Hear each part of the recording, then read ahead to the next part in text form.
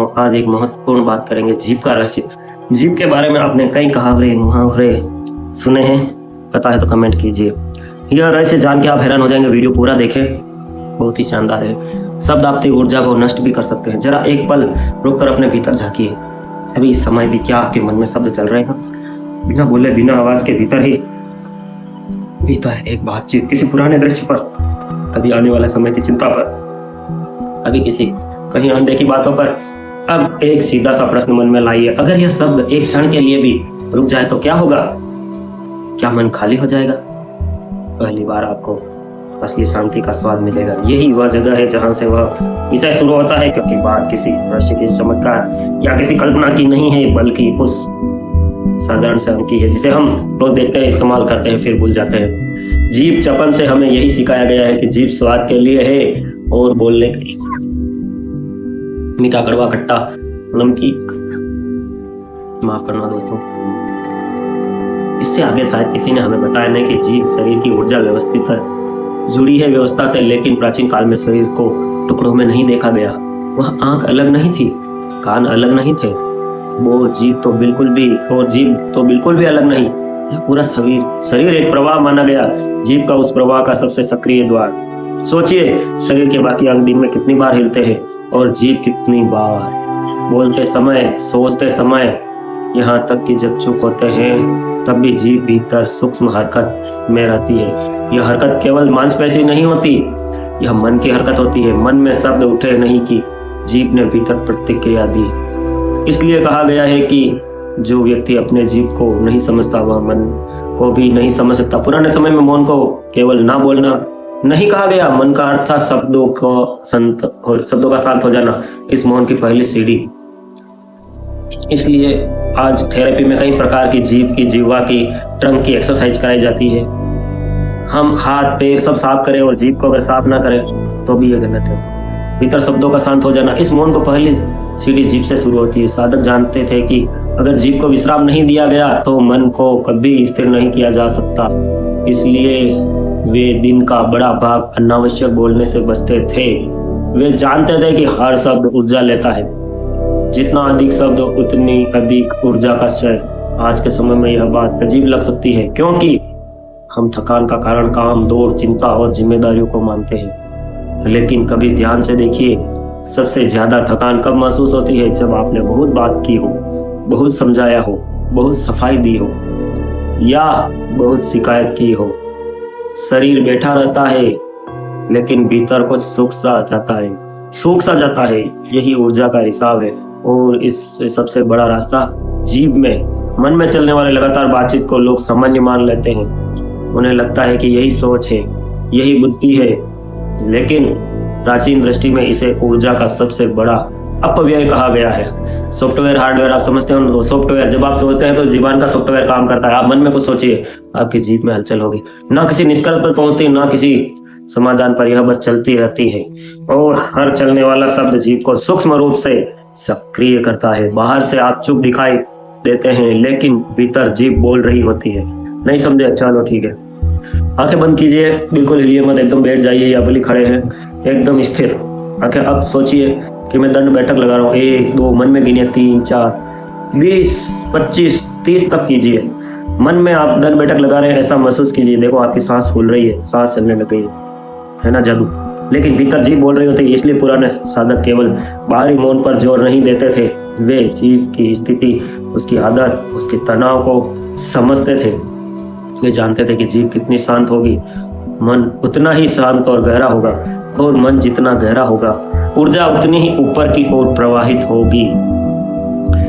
यहाँ एक बात साफ समझने की है, ऊर्जा कोई रहस्यमय चीज नहीं है। यह वही शक्ति है जिससे शरीर चलता है, पचाता है, सोचता है और अनुभव करता है।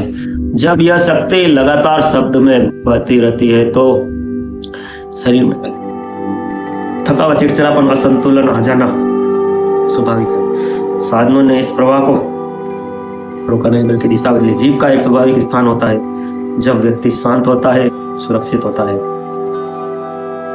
और भीतर कोई डर या तनाव नहीं होता। जब जीभ अपने आप ऊपर की ओर टिक जाती है, यह कोई अभ्यास नहीं, एक प्राकृतिक स्थिति है। लेकिन जैसे ही चिंता आती है, डर आता है या मन में शब्द तेज होते हैं, जीभ नीचे गिर जाती है और सक्रिय हो जाती है। यह शरीर का संकेत है कि ऊर्जा बाहर की ओर बह रही है। पुराने ग्रंथों में बार बार यह संकेत मिलता है कि जीभ को विश्राम देना उतना ही जरूरी है जितना आंखों को या मन को, लेकिन यह विश्राम जबरदस्ती नहीं होता।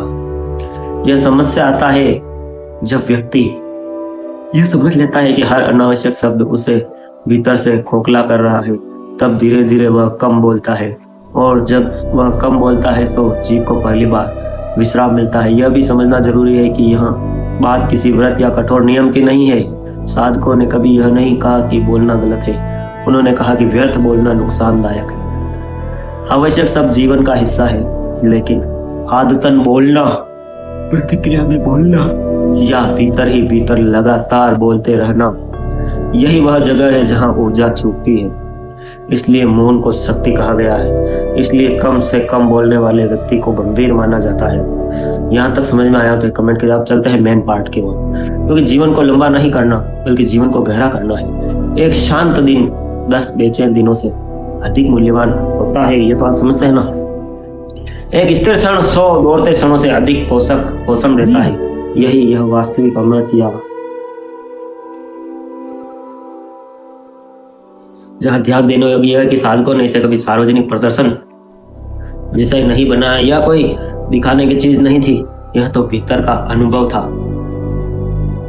इसलिए उन्होंने इसे संकेतों में, प्रतीकों में लिखा, ताकि जो तैयार हो वही समझे, जो केवल कौतूहल में पड़े। Video sponsor Dwarika the selected and powerful and news. आप अपना चैनल ज्ञान एक्टिवेशन को सब्सक्राइब करें। वीडियो अभी बाकी है, ताकि आज के समय में जब कोई इन बातों को सुनता है तो वह तुरंत परिणाम चाहता है।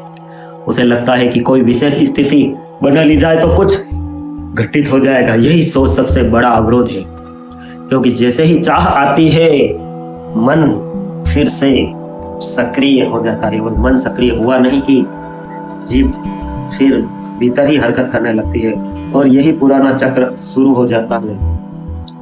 साधकों ने इसलिए साधना को जीवन की शैली बनाया, अभ्यास नहीं, ये दिनचर्या। दोस्तों, आप कमेंट नहीं करते, वीडियो में कमेंट जरूर किया कीजिए। वीडियो बनाने में आप 20 मिनट में वीडियो देख लेते हैं, लेकिन इसको बनाने में 20 दिन का समय जाता है। इसलिए असंतुलित कभी शांति नहीं मिलती। इसका मर्म यही है कि जिस चीज को बाद में गहरा रहस्य बना जब वह असल में शरीर और मन का सहज विज्ञान था, अब जीभ शांत होती है, तब मन शब्द से मुक्त होता है, तब शरीर अपने आप संतुलन की ओर लौटता है। उस संतुलन में जो अनुभव होता है वही वास्तविक रस है। ना वह बेचने की चीज है, ना दिखाने की, यह केवल जीने की अवस्था है। यही समझ आगे चलकर साधकों को गहराई में ले जाती है। यहाँ जहाँ साधना किसी तकनीक की तरह नहीं है, बल्कि जीवन की स्वाभाविक लय की तरह बहने लगती है, तब बात उस प्राचीन साधना तक पहुँचती है जिससे जीव, मौन और भीतर के रस का संबंध जोड़ा गया। तब सबसे पहले एक भ्रम को हटाना जरूरी हो जाता है। यह साधना कभी भी अलग थलग होकर नहीं की गई। यह ना तो किसी एक क्रिया का नाम थी, ना ही किसी एक अंग को मोड़ने या खींचने की प्रक्रिया। यह पूरे जीवन की दिशा से जुड़ी हुई बात थी। बाद के समय में जब लोगों ने इससे केवल एक हिस्से को पकड़ लिया और बाकी संदर्भ छोड़ दिए, तभी विकृति शुरू हुई। पुराने साधक शरीर को किसी मशीन की तरह नहीं देखते थे जिससे कि एक पुर्जा घुमाया और परिणाम मिल गया। वे जानते थे कि शरीर, मन और स्वभाव एक दूसरे से अलग नहीं है। इसलिए जीव की स्थिति भी तभी बदलती थी जब जीवन की गति बदलती थी। कहा आपने कभी गौर किया है किसी को टाइफाइड पी लिया तो उसकी जीबान देखना? डॉक्टर जीबान क्यों देखते हैं? जीबान आपके पूरे शरीर का, मन का प्रतिबिंब है। इसलिए जीबान की अफर्मेशन कीजिए, जीबान को धन्यवाद दीजिए। कोई व्यक्ति क्रोध से भरा हो, लोभ में डूबा हो, भय से घिरा हो और फिर यह उम्मीद करे कि केवल एक शारीरिक अभ्यास से भीतर शांति उतर जाएगी, ऐसी कल्पना प्राचीन दृष्टि में बचकानी मानी जाती थी। इसलिए इन ग्रंथों में सबसे पहले आचार की बात आती है। आचार का अर्थ नियम नहीं बल्कि स्वभाव।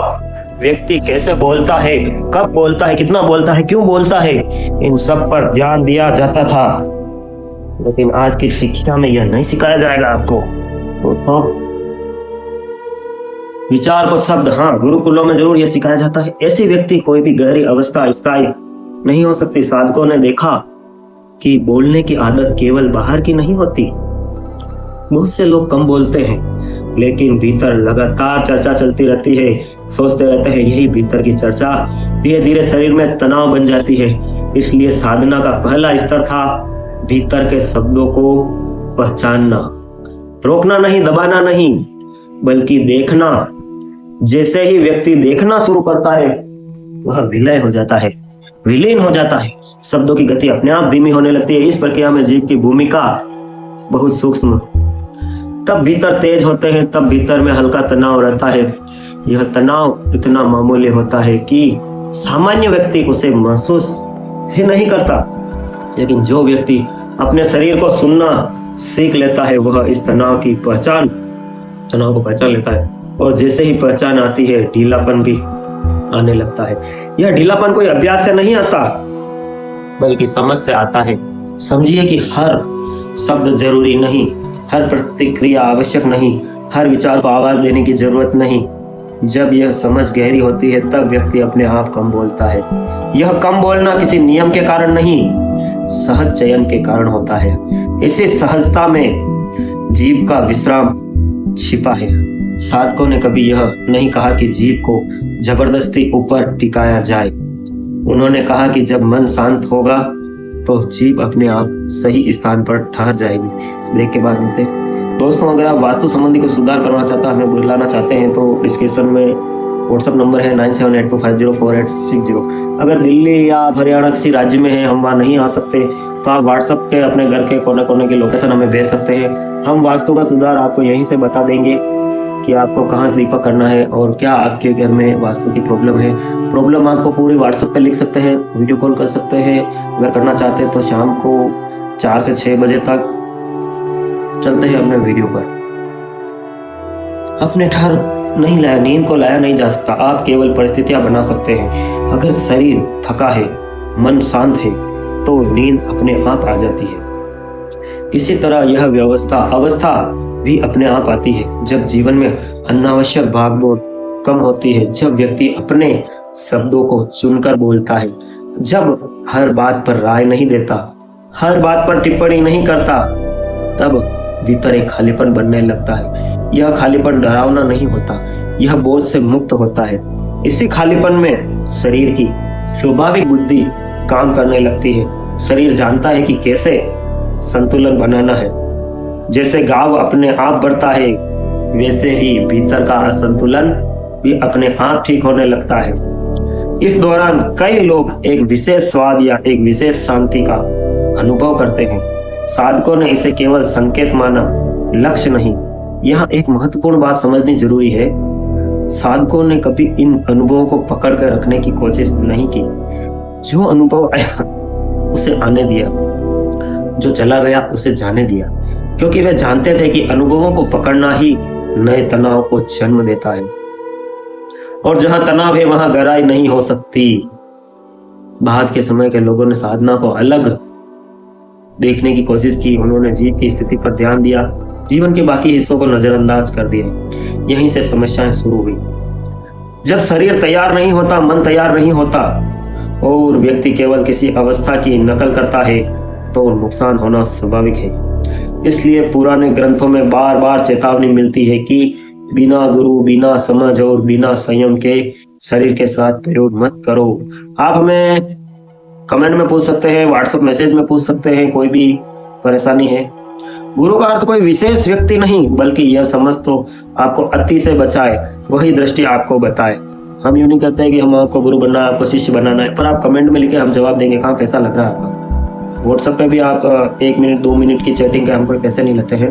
दृष्टि आपको बताए कि रुकता है। साधकों के जीवन में मौन केवल अभ्यास नहीं था बल्कि विश्राम था। वे मौन में रहते थे क्योंकि उन्होंने वहां आराम मिलता था, उन्हें वहां आराम मिलता। आज के मनुष्य को मौन डराता है। अभी कल की बात है, मेरा एक फ्रेंड आया, मुझसे कोई बात नहीं करता, दुखी है, पूरा दिन चुपचाप रहना होता, किससे बात करना, कोई मित्र रहना। मैंने कहा तो खुशी की बात है, अपने हाल में मस्त रहो, मन में रहो। और मौन तो, और आपको तो मौन डराता है, आपको बातें करनी है, ये क्या बात है। इसका कोई जवाब है तो आप टिप्पणी कमेंट करें, क्योंकि भीतर बहुत कुछ दबा हो। लेकिन जब व्यक्ति धीरे धीरे भीतर की उलझनों को सुलझा लेता है, तब मौन में मित्र बन जाता है। इस अवस्था में जीव का शांत रहना किसी प्रयास का परिणाम नहीं, बल्कि विश्राम का संकेत होता है। जैसे कोई थका हुआ शरीर आराम की मुद्रा में चला जाता है, वैसे ही शांत मन में जीव अपनी स्वाभाविक स्थिति में चली जाती है। Video sponsor Dwarkadhish electric and power tools. आपकी अपनी shop ward 14 Fatehnagar. All type of cooler, fan, washing machine, spare. नींद गहरी हो जाती है, स्वप्न कम हो जाते हैं और सुबह व्यक्ति अधिक स्पष्टता के साथ उठता है। यह कोई चमत्कार नहीं, बल्कि सीधा सा कारण और परिणाम है।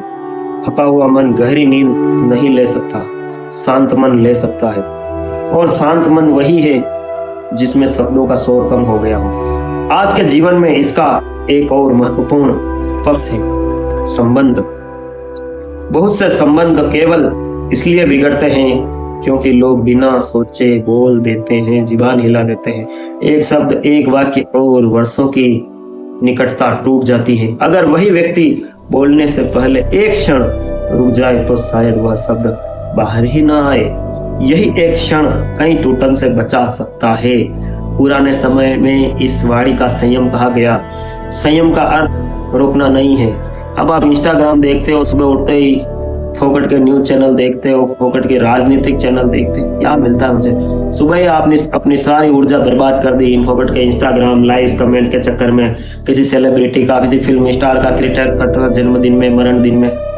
तुम अपने जीवन पे ध्यान दो ना। मनुष्य जीवन एक बार मिलता है, तुम्हारा जीवन तुम्हारा अपना है। तुम इसे नहीं सुधारोगे तो कौन सुधारेगा? बल्कि सही दिशा में बहने दो।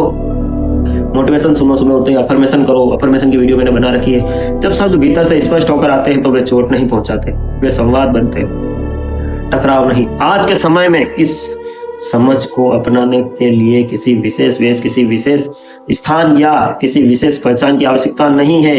यूं नहीं आपको गेरुआ वस्त्र पहनने हैं, ना आपको पहाड़ पे मंगरे पे जाके वहां बैठा रहना, कुछ नहीं। आप घर में, भीड़ में, बाजार में बैठे बैठे अपने मन को शांत कर सकते हैं। बस वीडियो को पूरी देखिए, एक एक वीडियो को देखिए। सुबह 8 बजे हमारी रोज एक नई वीडियो अपलोड होती है। हमने 10,000 किताबें पढ़ी है, 1,000 वीडियो बना रखी है। हम डेली एक वीडियो पूरे दिन में एडिटिंग करके सुबह डालते हैं। कहाँ नुकसान है आपका? कोई पैसा नहीं, कोई चार्ज नहीं। एक आंतरिक अनुशासन है, धीरे धीरे जीवन में उतरता है। जैसे जैसे व्यक्ति अपनी जीव की आदतों को समझता है, वैसे वैसे मन की आदतें भी स्पष्ट होने लगती है। एक समय बाद व्यक्ति यह भी देखता है कि भीतर की बातचीत अपने आप कम हो रही है। परम चैतन्य में आदमी पहुंच जाता है। उसके लिए जीवन और मृत्यु समान हो जाते हैं। दोस्तों, नेक्स्ट वीडियो आप किस पे चाहते हैं कमेंट जरूर करें। Thanks for watch, love you. हमारी इंटरनेट पर 10,000 वीडियो हो गई है और सब वीडियो आपके काम की है। Dwarkadhish electric and power tools, Fatehnagar, ward 14। सभी प्रकार के खराटा, fan, cooler, spare, ICU, Orient, पंखे, सिगड़ी, सभी प्रकार की कूलर, मोटर के होलसेल विक्रेता। Power tools, spare parts, fridge, AC parts, bulb, tube light एवं सब तरह के मिक्सर होलसेल रेट पर। Dwarkadhish electric and power tools, Changedi road, Fatehnagar. आपकी अपनी शॉप। जल्दी करो। House for rent. इस चैनल को आप सब प्यार दे रहे हैं, सब्सक्राइब भी आपने किया है, लेकिन आप लाइक और कमेंट में कंजूसी करते हैं। लाइक करें, कमेंट करें, आपका अपना channel. Welcome and thank you for watching. Please like, share and subscribe as the full video is yet to come. हरदम